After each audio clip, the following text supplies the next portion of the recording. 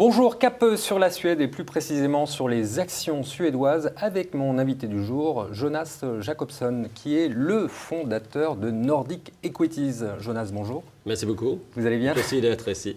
Alors, Nordic Equities, en deux mots, c'est quoi aujourd'hui? C'est une société de gestion qui est spécialisée vers les fondations, vers les caisses d'épargne, mais aussi nous avons des particuliers aussi. Nous sommes présents à Stockholm, mais nous avons des clients dans toute l'Europe, mais dans cette segment. D'accord, vous êtes une société indépendante, une société de gestion. Tout à fait, uniquement de gestion et on est très loin d'indices. On regarde le marché par stock picking, très sélectif et en perspective à long terme. D'accord. Pourquoi est-ce que vous venez en France? Je pense que pour les Français, c'est une assez bonne idée d'acheter le marché nordique parce qu'ils connaissaient bien les valeurs, ils sont bien connus, vous savez, Ikea, H&M, Volvo, etc. C'est des valeurs qui est proche, mais pas représentée dans le marché français. Alors, vous avez un fonds qui s'appelle Nordic Equities Strategy. Oui. C'est un fonds qui marche très très bien. Hein. Et on n'en parle jamais. Et personne ne le sait en France. Comment vous l'expliquez? En France, nous, on n'a que du Norden. Alors, Fidelity, bon, c'est compliqué, on ne sait pas ce que c'est. Nordea, c'est pareil, c'est très, très compliqué. Ouais. Vous, c'est assez simple de lecture. On voit les performances. C'est un fonds qui est ancien, donc il y a un track record.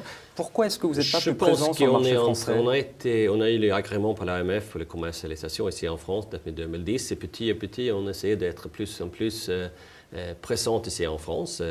Nous organisons le déjeuner comme hier chez Cercle Suédois avec l'invitation d'une trentaine de personnes. Et nous continuons dans cette route, il faut dire. Et alors, qu'est-ce que l'on trouve dans ce fonds? C'est un fonds d'action?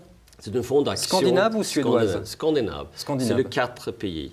Et je pense que c'est un bon mélange. Le marché nordique représente en taille, c'est un peu la même taille comme le marché allemand, boursière. Et la performance à long terme, à court terme, à moyen terme a été en général supérieure par rapport au marché européen.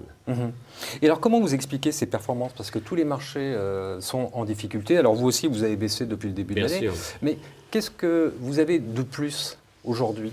Je pense qu'à long terme, je pense que si on regarde le marché nordique, il faut avoir une perspective à long terme. On a eu de paix en Suède pendant 200 ans. On a de proximité des matières premières. On a un système d'éducation qui est raisonnable, mais surtout, on est très dépendant de l'export. Ça veut dire qu'une société nordique, typiquement, elle est présente dans 100 pays peut-être.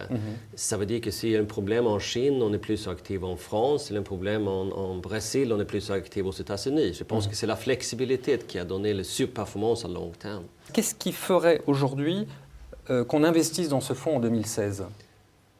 Si on est un investisseur à long terme, avec une perspective à long terme, il faut utiliser la faiblesse pour acheter. En général, c'est bien de répartir les achats sur plusieurs trous dans le marché. Et les valorisations sont bien tombées aussi. Et il y a toujours des sociétés qui bénéficient d'une chute de pétrole aussi. En général, le marché mondial, avec une chute de pétrole, monte. Cette fois, elle a bien tombé. Et quand la situation se calme, je pense qu'on va voir quelles sociétés seront le gagneur de cette situation. Et on a plusieurs de ce type de sociétés en Scandinavie. Jonas, merci beaucoup pour toutes ces explications et au plaisir de vous revoir en France. Juste une dernière question qui me vient à l'esprit. Lors de votre conférence, vous avez dit que vous faisiez très peu tourner les portefeuilles. Est-ce que c'est dans l'esprit scandinave, ça, ou pas? Je ne sais pas si c'est dans l'esprit scandinave. Est-ce que c'est bien ou pas? Parce qu'on se pose beaucoup de questions là-dessus. On a essayé à long... La difficulté, c'est de ne pas être actif dans le portefeuille. Et ça veut dire que nous essayons de trouver des valeurs à long terme qui nous restons avec. Ça cause ça un turnover assez faible, retournement de portefeuille assez faible. Et ça c'est une bonne chose pour vous. Oui, absolument. Jonas, merci beaucoup. Merci, à vous.